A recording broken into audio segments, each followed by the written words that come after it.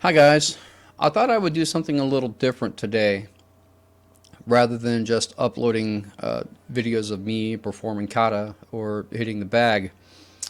I recently uploaded a video of a fight that I had back in March of 2022 in Fort Wayne, Indiana. It was my first step into professional MMA fighting. I thought I would like to give an analysis and a breakdown of that fight, but before we get into that, let me explain a little bit about how this fight came about. I recently got into doing TikTok, and through that I've met a bunch of other content creators that are also martial artists and professional MMA fighters, jiu-jitsu guys, etc. And it's largely been a very good experience. One of those creators in particular, he goes by the name of Mr. Random on TikTok, Rich Hazard. He is a professional MMA fighter. I've seen him fight. I had the opportunity to spar him when I did go out to Fort Wayne. He is an incredible fighter. He wants to become a professional fight promoter himself. So he set up this event where he invited a bunch of martial artists and fighters from TikTok to come and pit their skills against each other. It was a great event, had a wonderful turnout. It was overall just an incredible experience. I absolutely loved it and had a wonderful time. And Rich is just a stand-up guy. He was just there for everyone, and I can't say enough praise about him. Now, when I got involved with this project, Rich had already had his fight cards more or less filled out of who was going to be fighting whom. And I told him, that's okay. I'm going to show up. You can put me in as an alternate. If somebody doesn't show up and you need me to take their place, that's fine. We'll substitute. It doesn't matter who I fight. I don't really care. I'm just there for the experience of it. And that is pretty much what happened. He did have several fighters that did not actually show up. So he was left scrambling at the last minute, calling his own fighters from the gym there in Fort Wayne to come and fill in on the fight card. So by luck of the draw, and me being one of the last fighters there, I ended up fighting this guy named Devontae Stroud. Now, Devontae, he's an absolute beast. He's a warrior. He's a monster. He is 6'4" and 262 pounds.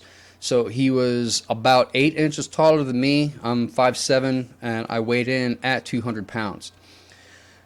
It wasn't for lack of weight classes, because Rich tried to do the best that he could with pitting people against each other that were within the same height and weight. I was just kind of the oddball out because I was in as an alternate, and they needed somebody to fight Devontae.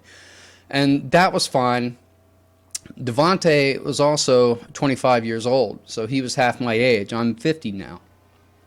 But I said it didn't matter. I would fight whomever I was given, and that would be that. And the reason for that is because in the streets, in reality, in real life, you don't have the option of picking your opponents. You never know when or where you're going to be attacked and by whom. So you have to be ready for any situation. So with that in mind, even though he's half my age, 8 inches taller, and outweighed me by 62 pounds, I still did it. I didn't back down. I could have said, no, he's too big. I'm not ready to fight someone like that, but I didn't do it. I went ahead with the fight, and it was a great experience. So now let's go ahead and get into the fight, and I'm going to give some commentary on some things that I see and some takeaways that I learned from this fight that I myself, as a martial artist trying to improve my skills, can work on. So right here you can already see there the big size difference between us. And this is his first punch in the fight, and I underestimated his power. He just completely knocked me down. Now, it's about right there with that punch where I don't think I was ready for the level of energy that he was bringing. So it's where my focus actually kicked in, that I needed to step up my game, because he was definitely not going to go down easily.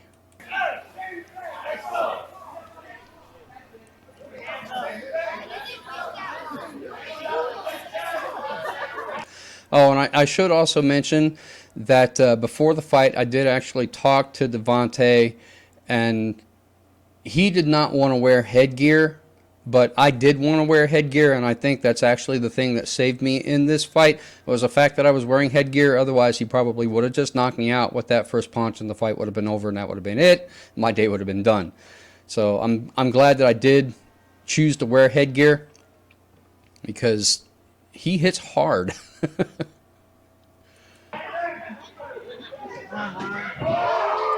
There he throws a round kick. I'm testing the waters here. He had a much longer reach, so I was trying my best to get inside, but as you can see, I'm making a mistake here, and this is kind of rampant throughout the fight, and I didn't realize I was doing it at the time, but it's called to turtle up, where you kind of lean into it, and you bring your head down, and that's not good, because if your opponent sees it, they can come in with an uppercut, and that's pretty much the end of it. But I had good defense even when I was on the inside, so a lot of the shots that he was landing, when I would get inside, they weren't really affecting me too much. It's actually the long-range shots you'll see that cause the most damage. It's a big overhand there. So again, I'm turtling up right there. But now I'm trying to work on his body and get on the inside. He comes in with some knees. But I do have to admit, I did have some good coverage with the knees. And that one, he hit me to the inside of the leg. It kind of made me lose my balance, swept me a little bit. It didn't do any damage. It just kind of knocked me off balance because it was to the inside of the leg.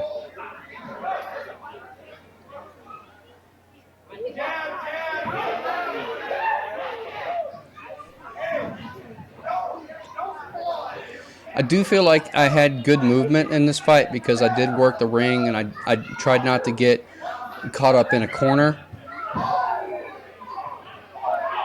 And there's Devontae trying to throw that rear leg round kick to the head again. Now here, if we had allowed takedowns, he probably could have taken me down right there. But the referee saw that and he stepped in before Devontae tried to throw me. That was a good stop.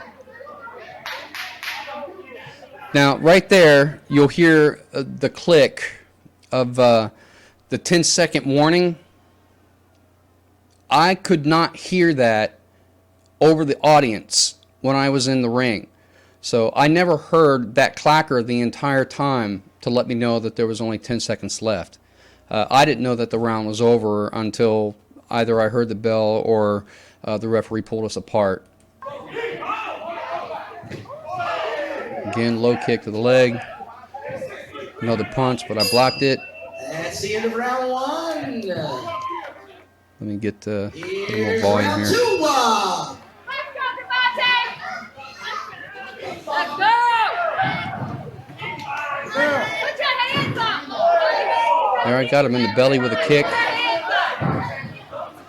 Now here I try to throw a side kick. I'm on the ropes and I try to throw a side kick and then spin out with a spinning back fist, but it didn't work. The side kick didn't stop him.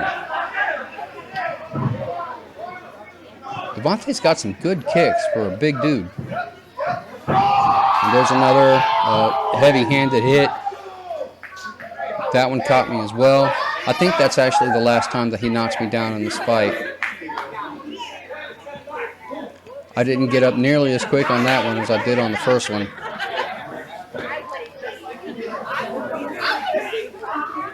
But as you can see, I'm still moving around. I'm still lucid, so I'm still defending myself. I think one thing I could have worked on here is I'm still keeping my hands kind of down a little bit. My guard's not up nearly as high as I need it to be. All right, right there, now I'm getting some shots in. That one slid off. He didn't hit me there.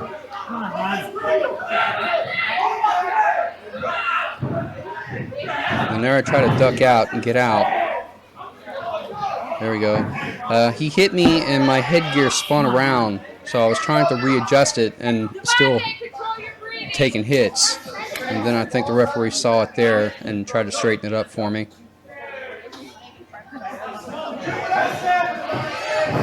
There you go. I'm on the offensive. Now he comes in with those knees again. A couple of shots that miss and go over my head. And he keeps trying to hit with those kicks. But I've got pretty good guard against those. It's just the punches, his long-range punches, the big bombs that he was throwing, I was having a hard time with. Round 2. All right, here we go. Last Here round. is your third and final round. Now this is where I think Devante's cardio started to fail him. He was getting tired, so he started going in for the big heavy shots. But I'm still pretty fresh at this point, still moving around. There's a good kick to his midsection. He keeps trying to throw those knees, but I've got it covered.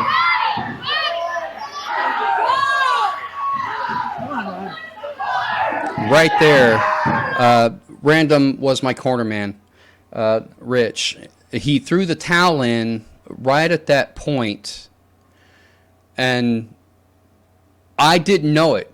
I didn't see the towel when he threw it in. And the referee pulled Devante off of me. The fight was over. I didn't really know what was going on until I looked down and I saw the towel, and I looked over at Rich.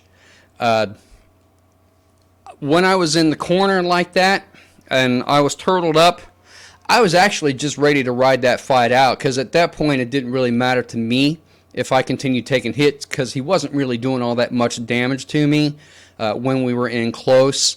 And to be honest, I was kind of having a good time. My adrenaline was up and I was pumped. I wasn't really feeling anything, and I was just having a blast. So that could have gone the entire third round, and nothing would have been different.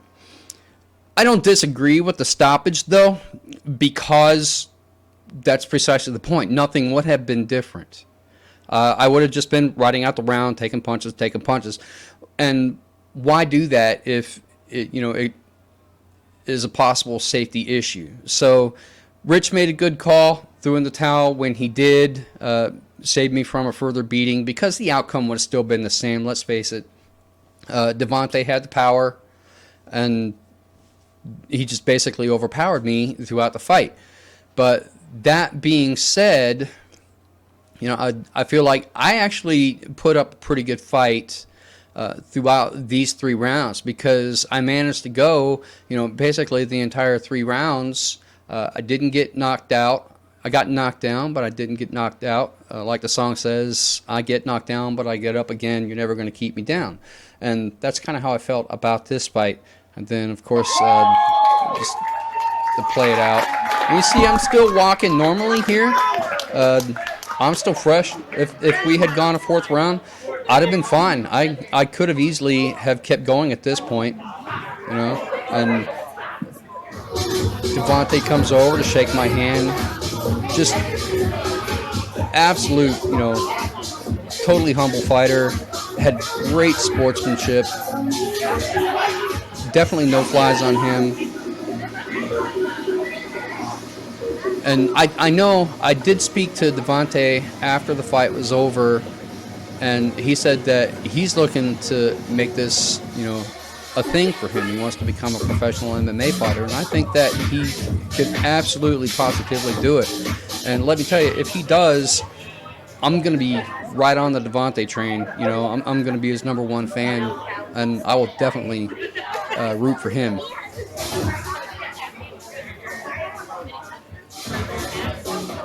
At 27 seconds of the 3rd round, referee Gary Ferguson recognizes the corner's stoppage for your winner by technical knockout victory. He's out of the blue corner from Fort Wayne, Indiana. And here I am celebrating Devante's win. I mean, he did an amazing job. I can't fault him for that at all. So, yeah, it was a great fight.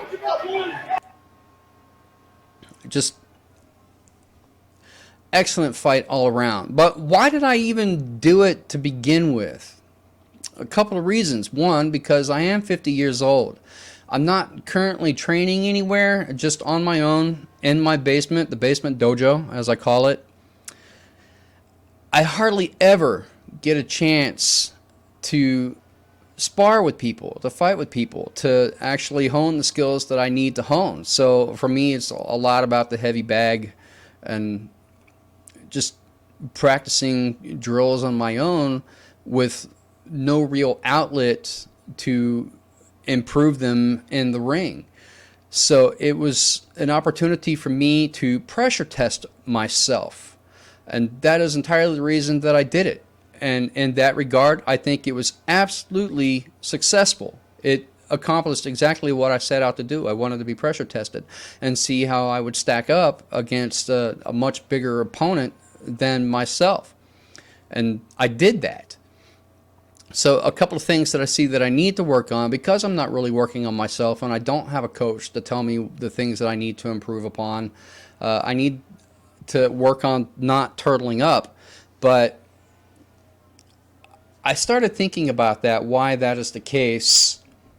And I realized it's because when I teach my own students and we spar, I'm usually on the defensive, and I'll cover up and let them work their techniques on me, and then every now and then I'll throw a technique for them to guard against. But I'm not really putting forth a lot of energy and effort and going on the attack like I did against Devontae. So I think I've gotten into that habit over the years of just turtling up and taking the punches. And so now I realize that's one thing that I need to improve upon, and to start standing up more, not leaning into it. So it's one thing that I've been practicing on a lot. Another thing is that, like Mike Tyson says, everybody has a plan until they get punched in the face. And Sensei Michael Mendoza in California states, well, your plan better include getting punched in the face. And I think there was a disconnect between me having a plan and me getting punched in the face. I didn't really have a plan. That's the problem. All of this I know about fight strategy. I was completely not thinking about the things that I actually needed to do to win the fight. I wasn't watching Devontae's body language to see if I could catch his timing. When he throws that big right hand that hit me a couple of times, if I could have paid more attention to his body language to see if he had any tells. So maybe I could have ducked those punches when he threw them, and I wouldn't have taken the hits that I did. So a lot of little things that I feel like I could have worked on, and that's really hard to do when you're just training independently in your basement, and you don't have a coach or anybody to tell you this is what you need to do to improve. So I really took a lot away from this fight. And I view it as, even though I didn't win the fight, for me it was kind of a moral victory, because it checks so many boxes of things that I was trying to accomplish.